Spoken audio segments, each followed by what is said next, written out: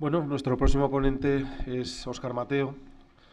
Trabaja en Canon CPS, es el responsable del servicio profesional de Canon y viene a hablarnos pues un poco más en detalle de lo que hemos estado hablando hasta ahora, es decir, de cómo configurar una cámara, cómo funciona una cámara.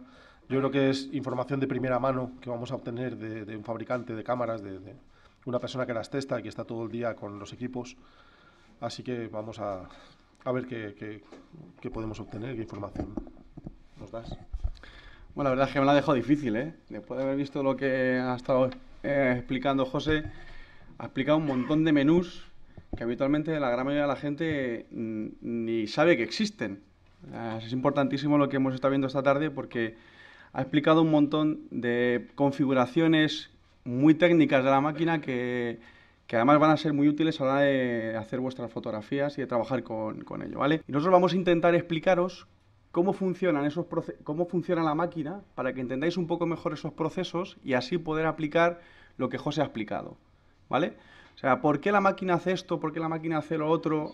Y en base a eso, conociendo el sistema interno de la máquina, vais a poder configurar mejor una cosa u otra, ¿vale? Ese va a ser, en teoría, lo que vamos a intentar que veáis, ¿vale?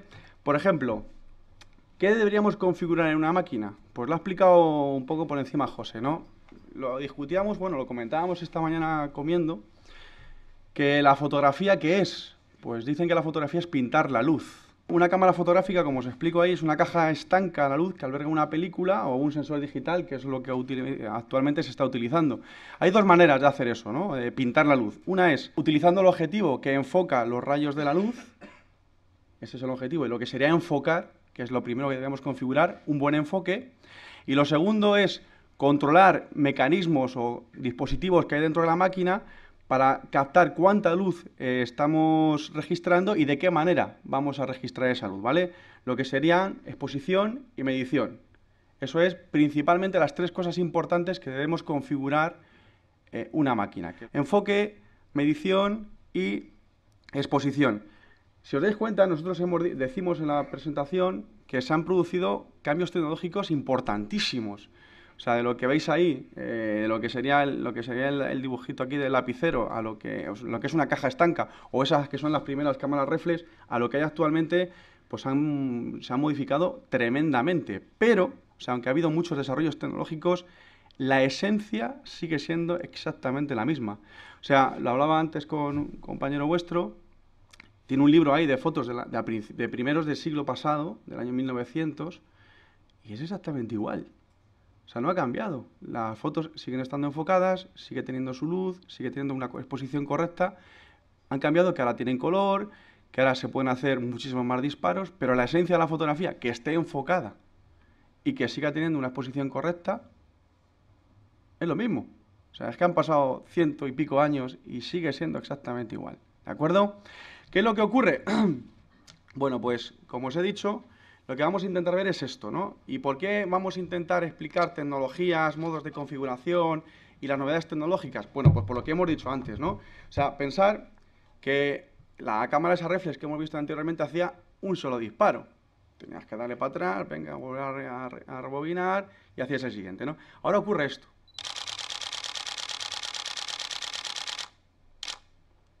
¿De acuerdo?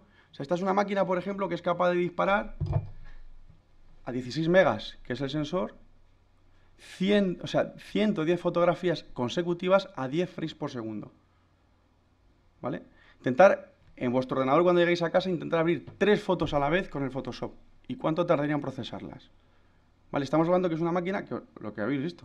O sea, es capaz de hacer una ráfaga de 110 fotos, procesarlas y a la vez está enfocando, porque estamos haciendo un seguimiento, por ejemplo, a un pájaro, como ha dicho José, está haciendo una medición, está intentando medir de manera correcta. O sea, interiormente estos dispositivos, estas cámaras, llevan unos procesadores tremendamente potentes. En este caso, por ejemplo, esta máquina lleva 2 procesadores trabajando en paralelo. Hablamos de los Apple, los Mac con doble procesador y no sé qué. Bueno, pues eso es lo que lleva esta máquina internamente. ¿Vale? Para todos estos procesos. Entonces, veréis que vamos a intentar, teniendo eso en mente, que son equipos muy, muy sofisticados, con mucha tecnología, vamos a intentar de qué manera podemos, teniendo las cosas en mente que ha dicho José, configurar nuestra máquina para hacer las mejores fotos, ¿vale? Hablando del enfoque, así, como estáis viendo ahí, es como se enfocaba anteriormente, o antiguamente. Manual, manual, manual, hasta que enfocábamos, ¿vale? Así es como se enfocaba antes, manual 100%, ¿vale? Imaginaros esto, lo que ha dicho José, hacer eso mismo siguiendo a una gaviota, unos virgueros. Yo reconozco que los fotógrafos de antes eran unos virgueros. Yo, cuando hablo con los fotógrafos, por ejemplo, de fútbol, que ahora pues, hacen ráfagas de esas que os estoy diciendo, de 110, que tienen toda la secuencia entera del gol, a antes que lo tenían que hacer manual. Y tenían la foto. O sea, goles de hace 50 años están, ¿os acordáis? O sea, qué barbaridad. Bueno, ahora se pueden hacer otras cosas más importantes, ¿no? Bueno, pues todo eso que estáis viendo ahí, que se hacía manualmente hace unos años, pues ahora resulta que se hace tal que con sistemas como esos que veis ahí. Eso es el sensor de enfoque de esta máquina que tengo aquí, de la EOS 1D Mark IV. O sea, ahí evidentemente no se ve una castaña. O sea, pero eso es lo que nos permite hacer el enfoque de una máquina, ese dispositivo que estáis viendo ahí. ¿De acuerdo? Ahora, luego explicaremos, o sea, por eso he puesto esa diapositiva, qué es lo que hay, eso es lo que la máquina ve, pero nosotros sí vemos una cosa parecida a esa, ¿vale? Que es lo que vamos a ver más adelante. Antes hablaba José de los modos de enfoque, del modo One Shot, del modo iFocus y del iServo, ¿vale? Y 3 modos de enfoque, o sea, como veis ahí os explico que hay 4 modos de enfoque, los modelos de consumidor, o sea, los que encontraríamos en las máquinas de usuario, que sería el One Shot, el iFocus, el iServo y el enfoque manual. Y aparte de esto, hay 3 modos de enfoque, los modelos profesionales, que sería el One Shot y el iServo. O sea, reducimos en uno. Ya veréis la diferencia que hay, porque en el profesional hemos quitado uno de esos modos, ¿vale? Como bien decimos ahí, es el modo de autofoco usado con más frecuencia. Y la foto es lo más ilustrativo. Se usa principalmente este tipo de modo de enfoque. Se utiliza para retratos y paisajes. No hay nada de movimiento, el sujeto va a estar quieto, el paisaje evidentemente no va a salir corriendo, la montaña no va a salir corriendo, entonces utilizamos One Shot. Es el que mejor modo para medir. ¿Qué ocurre cuando utilizamos modos muchísimo más rápidos, como el que hemos visto que utilizaba José para las gaviotas o por ahí? Él decía que utilizaba el iServo. Este es el iServo que estáis viendo ahí. ¿Por qué? Se utiliza para motivos en movimiento, deportes, naturaleza. Esto implica, como veis, que es un enfoque de seguimiento predictivo que siga el motivo. En la diapositiva esa que os enseñaba lo que era el sensor ese, dentro de ese sensor, nosotros hemos marcado, cuando pulsamos el botón que decía antes José del asterisco, nosotros hemos dicho que en el punto, como si fuesen las coordenadas de los barquitos, es decir, el A3, resulta que tenemos el foco. Hemos dicho que ahí está el sujeto y ahí a medida, incluso todo el tiempo que se vaya moviendo, a lo largo de ese sensor, la máquina va a seguir siguiendo al sujeto. ¿De acuerdo? Por eso ese sensor tan raro que habéis visto en la diapositiva anterior. Y por eso se utiliza el iServo. Hemos trincado al sujeto y ahora le va a hacer foco constantemente. A diferencia de sistemas antiguos que era, teníamos que ir moviendo y siguiendo, pues ahora no hace falta. La máquina automáticamente le ha dicho que ese es el sujeto a hacer el seguimiento. Y tanto la máquina como el objetivo van a seguir a ese sujeto sin perder el foco, haciendo sus ajustes necesarios de mecanismo, de velocidad, de apertura, automáticamente todo, ¿de acuerdo? Ya os digo que es el más utilizado cuando se utiliza movimiento en las máquinas, el iServo. Este es un modo profesional, ¿vale? O más utilizado por los profesionales. Por eso le aparecía 3 y aparte el manual, ¿de acuerdo? Y luego está otro modo más, que es el iFocus. El iFocus se utiliza, o es uno de los modos que se integra dentro de las máquinas de usuario, por decirlo así. Porque, como veis, es una combinación entre el One Shot y el iServo. La máquina está normalmente en posición One Shot, ¿vale? Y cuando nosotros pulsamos el botón hasta la mitad, si el sujeto, que ya tenemos predefinido como sujeto a seguir, entra en movimiento, la máquina automáticamente va a hacer seguimiento sobre ese sujeto. ¿De acuerdo? Pero ya os digo que es un modo de usuario. El profesional no utilizará esto. Entre otras cosas, realmente, porque como os he dicho, para poder hacer ese tipo de configuraciones, la máquina necesita procesar y es tiempo que perdemos. El profesional no puede perder esa foto. Es un fotograma, es de tenerlo o no tenerlo. Entonces, por eso no aparece. Pero, sin embargo, para mucha gente sí es útil. Hoy os pongo la foto esa del guepardo. El leopardo está quieto, cuando echa a correr, que además es uno de los animales más rápidos de la naturaleza, pues la máquina le ha seguido, ¿vale?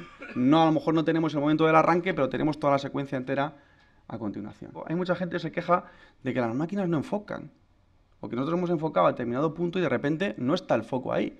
Está delante, detrás, o vete a saber dónde está el foco, ¿de acuerdo? Bueno, pues las máquinas, o esos sensores y esos dispositivos que hemos visto antes, utilizan o suelen utilizar diferentes puntos de enfoque. Ya veréis que José hablaba del punto central, pero hay máquinas que tienen 9 puntos de enfoque, otras que tienen 11 y algunas tienen hasta 45 puntos de enfoque. ¿Por qué 45 puntos de enfoque? Bueno, pues entre otras cosas, para conseguir una mejor composición con la imagen en foco, ¿vale? ¿Por qué? ¿Por qué más puntos es mejor? Bueno, pues entre otras cosas, aparte, como estáis viendo en la presentación, para una mejor libertad de composición o una libertad de composición, otra de las cosas importantes es para reducir las posibilidades de que se produzca un error de coseno. Pues es lo que estáis viendo ahí en la diapositiva, ¿vale? Queremos hacer foco, mejor dicho, sobre el ojo de la modelo, que es lo que antes decía José, que es donde más contraste encontramos y además donde vemos la viveza de la fotografía, ¿vale? Y sin embargo a veces nos decimos, vemos las fotos y, joder, encontramos el foco, o sea, los ojos están fatal, pero los medallones están perfectos. Y no digo los medallones, a lo mejor no, si es una mujer, pues a lo mejor lo que nos fijamos no es en el medallón precisamente, ¿no? Pero el medallón es perfecto, ¿vale? Y dices, ¿cómo es posible si yo echo foco en el ojo? Bueno, pues eso por lo que estáis viendo ahí. Nosotros hemos tomado foco sobre el ojo, pero hemos basculado la máquina. O sea, es muy normal hacer esto que vais a ver.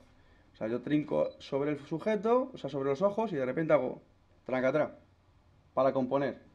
Lo normal, ¿no? ¿No se hace eso muchas veces? Sí. ¿Vale? Pues eso, lo que ocurre es lo que estáis viendo, lo que habéis visto en la diapositiva. Hemos hecho foco sobre la parte de arriba y hemos movido nuestra máquina, por lo tanto el foco lo hemos desplazado. ¿De acuerdo? Eso es lo que ahí decimos, o lo que aparece como error de coseno. Por eso se ponen tantísimos puntos de enfoque, para que podamos hacer un foco exacto sobre lo que realmente queremos enfocar, ¿vale? Por eso, por ejemplo, muchos modelos de máquinas, y no solamente de nuestra marca de Canon, sino de casi todas las compañías, utilizan este tipo de comportamientos que estáis viendo ahí. O sea, la máquina cuando está en posición vertical utiliza como punto de foco, por ejemplo, el central, y cuando la máquina la ponemos en sentido vertical, que hemos cambiado totalmente el punto de enfoque, automáticamente el punto de enfoque pasa a la parte más alta del cuadro ese que hemos visto en el sensor. ¿De acuerdo? ¿Para qué? Para lo que estábamos viendo, para que el foco sea lo más exacto posible, ¿vale? Para que tengamos la viveza y el contraste ese que necesitamos en la fotografía. Los tipos de sensores que él utiliza habitualmente, el punto central, ¿vale? Hay máquinas que tienen también muchos puntos de enfoque y utilizan estos tipos de sensores que estáis viendo ahí, sensores de tipo de cruz. ¿Para qué se utiliza eso? Bueno, porque como estáis viendo ahí, los sensores de esa diapositiva que hemos visto al principio detectan líneas, no detectan círculos, son líneas verticales y horizontales, ¿vale? Los sensores horizontales evidentemente solo van a detectar líneas horizontales y los verticales solo líneas verticales. Entonces, ¿en qué se trabaja? Pues en que haya sensores de tipo de cruz, para como estáis viendo en la diapositiva, se pueda tener foco, o sea, podemos tener el foco tanto en las líneas horizontales como en las verticales. Que eso es lo que comentaba también antes José, cuando está haciendo seguimientos de pájaros, por ejemplo, que hay poco contraste muchas veces, porque el sol está muy fuerte, porque estamos teniendo, hay una luz muy fuerte y el pájaro entra en esa escena, hay un momento que la máquina se vuelve loca, no sabe dónde está el sujeto a seguir, ¿vale? Porque a lo mejor está en una línea muy horizontal. Bueno, pues por eso se utilizan los sensores de tipo horizontal y tipo vertical, para que haya contraste, en algún momento determinado haya contraste en los dos puntos, ¿vale? Y así pueda hacer un seguimiento perfecto al sujeto y no perdamos el foco, ¿vale? Por eso se utilizan sensores de tipo de cruz. Las grandes diferencias que podemos encontrar en cuanto a puntos de enfoque en las máquinas. Encontramos desde el punto central que teníamos al principio, ¿os acordáis de la diapositiva del principio esa que se juntaba, ¿no? Que era, como hacíamos antes manualmente, había nada más que un punto central, que era más gordísimo y que estaba en todo el centro. En otras marcas pues era un cuadrado, etcétera, etcétera, ¿no? Bueno, pues ahora tenemos, como veis ahí, desde 45 puntos de enfoque. O sea, podemos volvernos locos para hacer composición. 19, 11, 9 interiores, 9 exteriores. O sea, es una de las cosas que tenemos que ver a la hora de comprar una máquina. Cuanto más puntos de enfoque, mejores seguimientos vamos a poder hacer, por ejemplo. O más libertad de composición. Si nosotros tenemos, imaginaros esta que tiene 19 puntos de enfoque, pues vamos a poder llevar o ajustar mucho el foco, por ejemplo, si estamos en vertical. Si nada más que tenemos un punto central, pues lo que os he dicho, vamos a tener mucho foco en los medallones, pero los ojos van a estar desenfocados todos.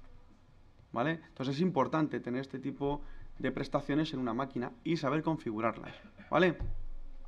Que eso se configuraba, como bien ha dicho José, pues en las máquinas tenemos los diales, estos que van subiendo y desplazan los puntos de enfoque por dentro de las áreas de enfoque, y nosotros vamos a poder hacer el enfoque dentro del punto que queramos. ¿De acuerdo?